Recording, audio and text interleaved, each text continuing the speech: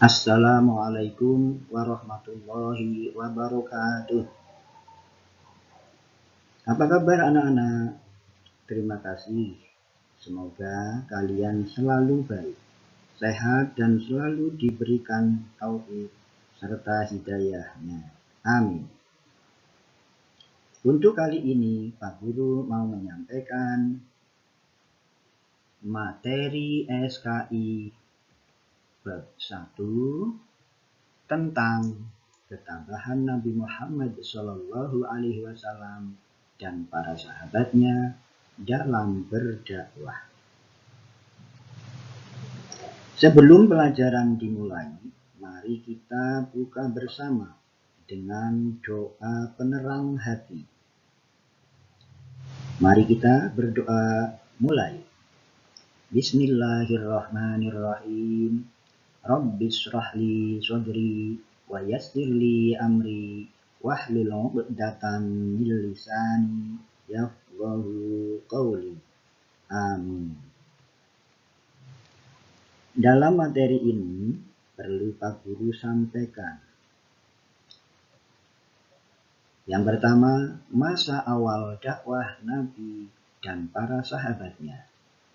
Yang kedua, ketabahan Nabi Muhammad SAW dalam berdakwah.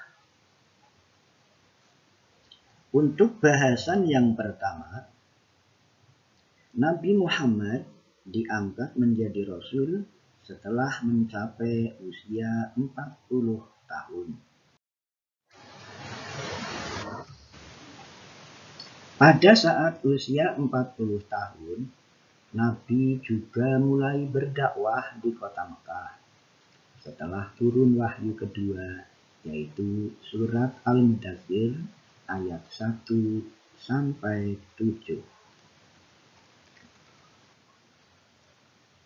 Awalnya, dakwah Nabi dilakukan hanya terbatas pada keluarganya dan dilakukan secara sembunyi-sembunyi di rumah Arqam bin Abil Arqam. Masa dakwah secara sembunyi-sembunyi terjadi kurang lebih 3 tahun. Selama masa dakwah secara sembunyi-sembunyi, Nabi hanya mendapatkan pengikut berjumlah 12 orang. Mereka mendapat pelajaran agama Islam langsung dari Nabi Muhammad SAW. Mereka digolongkan orang-orang yang pertama masuk Islam atau sering disebut As-Sabiqunal Awwalun. Mereka itu terdiri dari 1. Siti Khadijah binti Khuwailid atau istri Rasulullah. Yang kedua, Ali bin Abi Thalib atau anak angkat Nabi Muhammad. Yang ketiga, Abu Bakar As-Siddiq. Yang ketiga, Utsman bin Affan. Yang kelima, Zubair bin Awam. Sedangkan yang keenam, Abdurrahman bin Auf. 7. Sa'ad bin Abi Waqqas. 8. Thalhah bin Ubaidillah. 9. Abu Ubaidah bin Jarrah. 10. Arqam bin Abil Arqam. 11. Ummu Aiman. Dan yang terakhir 12. Zaid bin Harithah. Itulah perjalanan dakwah Nabi selama kurun waktu 3 tahun dan dilanjutkan dakwah yang secara terang-terangan. Dakwah secara terang-terangan dilakukan oleh Nabi setelah turun wahyu surat Al-Hijr ayat 94. Yang artinya, maka sampaikanlah olehmu secara terang-terangan segala apa yang diperintahkan kepadamu dan berpalinglah dari orang-orang yang musyrik. Quran Surat Al-Hijr ayat 94. Langkah pertama yang dilakukan Nabi dalam berdakwah secara terang-terangan yaitu dengan cara mengumpulkan kerabatnya dan orang-orang terpandang dalam jamuan makan.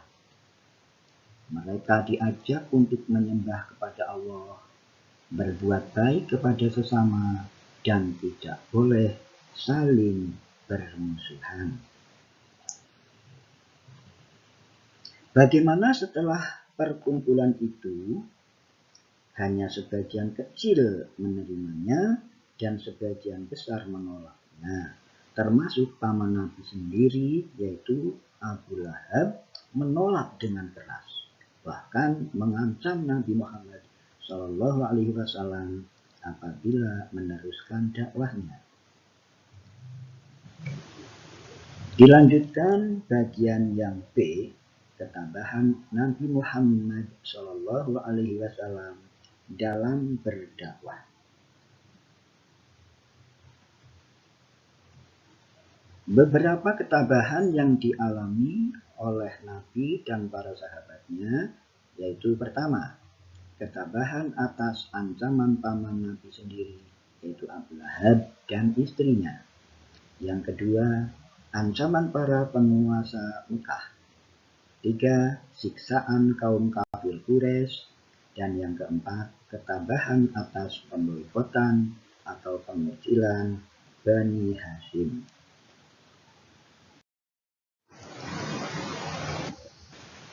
Tujuan dari pemboikotan adalah agar Bani Hashim kelaparan, kemiskinan, dan tidak berhubungan dengan dunia luar, dan artinya Islam pun tidak berkembang.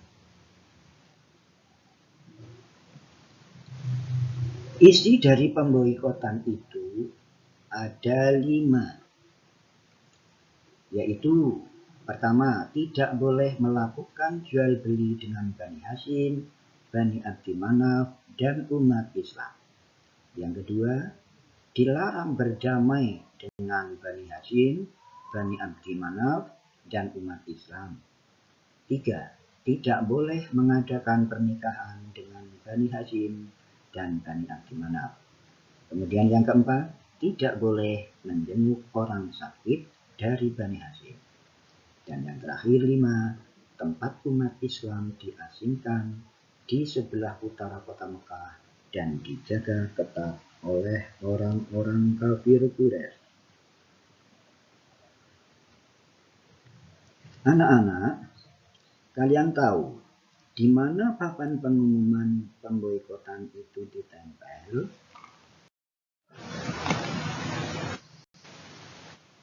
Ternyata papan pengumuman tentang pemboikotan Bani Hashim itu ditempel di dinding Ka'bah. Dan yang berakhir saat papan itu rapuh dimakan rayap.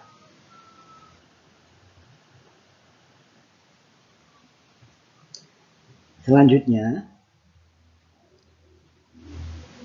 yang terakhir dalam materi ini, yang kelima, yaitu ketabahan para sahabat yang memiliki ketabahan dalam berdakwah. Bisa dikatakan 5 sahabat ini luar biasa dibanding sahabat-sahabat yang lain dalam membela dan mendukung dakwah Rasulullah SAW. Para sahabat yang tergolong tabah dalam berdakwah antara lain: 1. Khadijah binti Khuwailid. Yang kedua, Abu Bakar As-Siddiq. 3. Keluarga Sumayyah. 4. Arqam bin Abil Arqam. Dan yang kelima, Bilal bin Rabah. Mereka berlima itulah para sahabat yang sangat dan amat banyak mengalami tantangan, namun mereka tetap sabar dan tabah menghadapinya. Sikap itulah yang patut kita teladani dan kita kembangkan dalam kehidupan sehari-hari. Dan hanya sampai di sini penyampaian materi hari ini, dan mari kita tutup dengan bacaan Alhamdulillahirabbil alamin. Akhirnya billahi taufiq wal hidayah. Wassalamualaikum warahmatullahi wabarakatuh.